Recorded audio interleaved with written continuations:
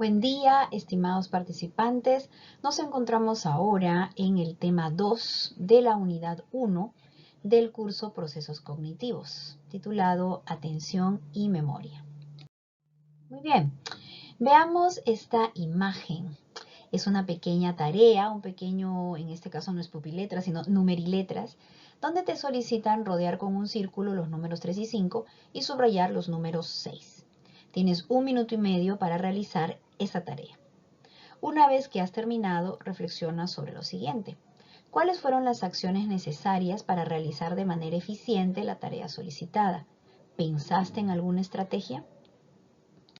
El ejercicio anterior nos lleva a pensar en el concepto de atención. Para definir este concepto tenemos dos vertientes. Una que nos dice que es el estado de concentración en algo y otra que nos habla sobre el procesamiento. Este procesamiento que puede distribuirse en diversas formas a diferentes estímulos y actividades.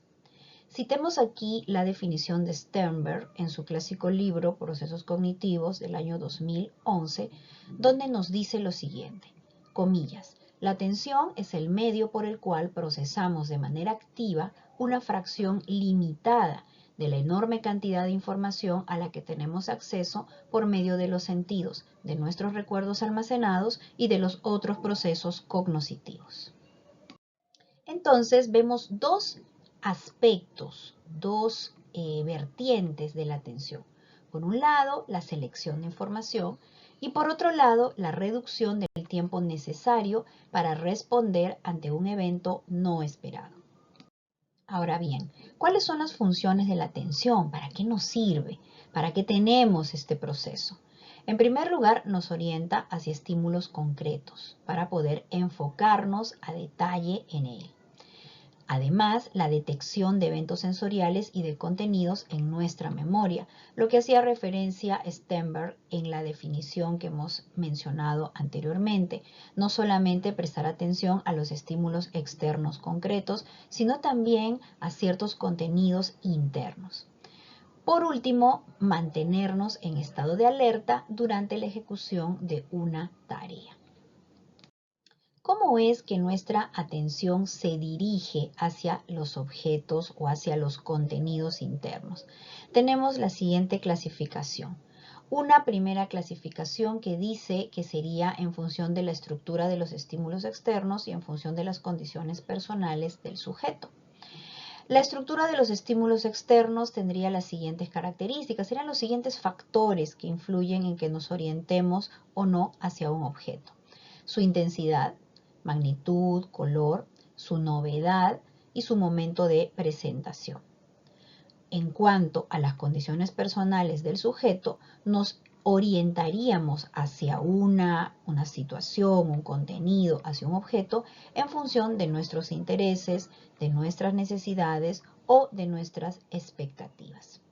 Ahora bien, en cuanto a el tipo de procesamiento, la estructura de los estímulos externos sería un procesamiento de abajo arriba, es decir, partimos de las características de estos estímulos. Y las condiciones personales del sujeto corresponderían a un procesamiento arriba-abajo, es decir, guiados por nuestros conocimientos, creencias y expectativas. ¿Qué clase de atención tenemos? ¿Qué clasificación tenemos de la atención? Vamos a una primera clasificación, atención selectiva y atención dividida. En cuanto a la atención selectiva, como su nombre lo dice, es la capacidad para poder responder a un estímulo determinado excluyendo a los demás. Es decir, seleccionamos ese estímulo y a él dedicamos nuestra atención. Esto lo podemos ver en el famoso efecto cóctel, en el que podemos estar en una fiesta rodeados de música, ruido, conversaciones y nosotros estamos interactuando con una persona y podemos atender y centrarnos en su conversación eliminando todos los sonidos alrededor. No los escuchamos. Entonces seleccionamos esta conversación, estos estímulos y pasamos a un segundo plano los que están alrededor. Luego tenemos la atención dividida, que hace referencia a que podemos atender y responder a 2 o más tareas que se pueden realizar de manera simultánea. El que podamos hacer esto va a depender de algunos factores como la dificultad, la similitud y la práctica de las tareas. Para poder explicar la atención dividida, tomamos en cuenta la diferencia entre lo que es un proceso automático y un proceso controlado. ¿Cuáles son los modelos explicativos de la atención? Los modelos explicativos de la atención pueden dividirse en 2 tipos: los modelos de filtro y los modelos de recursos limitados o de capacidad limitada. La idea principal de los modelos de filtro es que analizan la atención como selección de información, es decir, la función selectiva de la atención, y se basan en la técnica de la escucha dicótica y selectiva. Hay 3 modelos que responden a este modelo de filtro: el de filtro rígido de Broadbent, el de filtro atenuado de Treisman y el filtro postcategorial de Deutsch y Deutsch. En cuanto a los modelos de recursos limitados o de capacidad limitada, parten de la idea de que la atención es un sistema de recursos limitados que se distribuyen entre las tareas u operaciones mentales que se dan al mismo tiempo, y utilizan el paradigma de la doble tarea o atención dividida. ¿Cuáles son los modelos de recursos limitados que tenemos? El de capacidad limitada de Kahneman, el de procesos limitados por los datos y por la tarea de Norman y Bobrow, y el de recursos múltiples de Nabon y Coffer. En lecturas que encuentren ustedes en el aula virtual van a poder profundizar sobre los modelos explicativos de la atención, así como otra teoría que vamos a presentar en esta ocasión, que es la teoría de Posner sobre la atención. Esa teoría tiene una base más bien neuropsicológica y dice así: para Posner hay una red modular, que la atención es un sistema modular compuesto por 3 redes, que serían las que de manera interactiva logran realizar el proceso de atención. Una red atencional posterior o de orientación, una red de vigilancia o alerta y una red atencional anterior o de control ejecutivo. Aquí está la leyenda donde ustedes pueden encontrar, de acuerdo con los colores, cuáles serían las estructuras cerebrales y subcorticales involucradas en cada una de estas redes. Pasemos ahora al tema de memoria. De acuerdo con Fernández y López, la memoria es la capacidad de usar el conocimiento adquirido como producto de la experiencia. En estas imágenes podemos ver cuáles serían las estructuras corticales y subcorticales involucradas en el proceso de memoria. Algo que queda claro viendo estas imágenes es que la memoria no se encuentra en un solo lugar, en una sola región cerebral, sino que compromete el trabajo conjunto y articulado de diversas regiones del cerebro. En esta ocasión vamos a mencionar el modelo clásico de la memoria o el modelo lineal de la memoria de Atkinson y Shiffrin. Este modelo lineal tiene 3 componentes, ¿no? Y que considera la memoria como un conjunto de almacenes. Tenemos la memoria icónica o la memoria sensorial. Es un registro sensorial, visual y discreto que conserva la información por periodos muy breves, milisegundos. Esta información se guardaría a manera de iconos. Es el primer almacén. En caso esto no se mantenga, se olvida. En caso se preste atención, va a pasar al siguiente almacén, que es la memoria a corto plazo. La memoria a corto plazo dura mientras la estamos utilizando.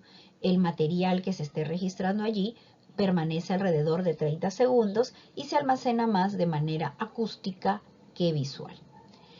Si no se usa, muy bien, pasa al olvido. En caso se siga utilizando, va a pasar a la memoria a largo plazo. La memoria a largo plazo es un almacén mucho más duradero. Puede durar semanas, meses o incluso puede ser indeleble, durando años. En esa memoria a largo plazo van a almacenarse una serie de recuerdos, hechos, conocimientos, los cuales van a ser evocados en determinadas situaciones para ser usados por la memoria a corto plazo. Muy bien, aquí podemos ver la clasificación de la memoria de largo plazo. vemos que se puede dividir en memoria declarativa o explícita y memoria no declarativa o implícita. En el caso de la memoria declarativa o explícita encontramos la memoria episódica y la memoria biográfica. La memoria biográfica es aquella que se almacenan información, datos de nuestro ciclo vital, de nuestra vida a lo largo del tiempo. No declarativa, porque es implícita, no se puede expresar, no se puede decir, pero se ve. Tenemos el priming, la memoria procedimental, la memoria de respuestas emocionales, de la musculatura esquelética y la memoria por un aprendizaje no asociativo, de habituación y sensibilización. En detalle, ustedes podrán revisar las clasificaciones en las lecturas que se ubican en el aula virtual. Vamos a ver un ejemplo de aplicación. En esta película, en algún lugar de la memoria, van a ver ustedes que hay dos protagonistas, amigos de la universidad, y cuando se vuelven a encontrar después de tiempo, ellos evocan recuerdos almacenados en su memoria de largo plazo. Lo que hacían cuando eran compañeros de cuarto, cuáles eran sus hobbies, las experiencias que vivieron juntos. Ahora bien, una vez que ellos se separan, siguen con su vida y siguen almacenando vivencias y recuerdos. Y en el caso de uno de los personajes, algunos de estos recuerdos son muy dolorosos, lo que lleva justamente a esta persona a tratar de olvidarlos. Es una buena película que nos puede mostrar las diferentes clasificaciones de memoria en la vida cotidiana. Conclusiones. La atención hace referencia a la capacidad de enfocarse en determinada información y procesarla. Por el contrario, la memoria tiene relación con la capacidad de almacenar información y poder usarla posteriormente. Existen modelos teóricos que se han propuesto para explicar el funcionamiento de ambos procesos.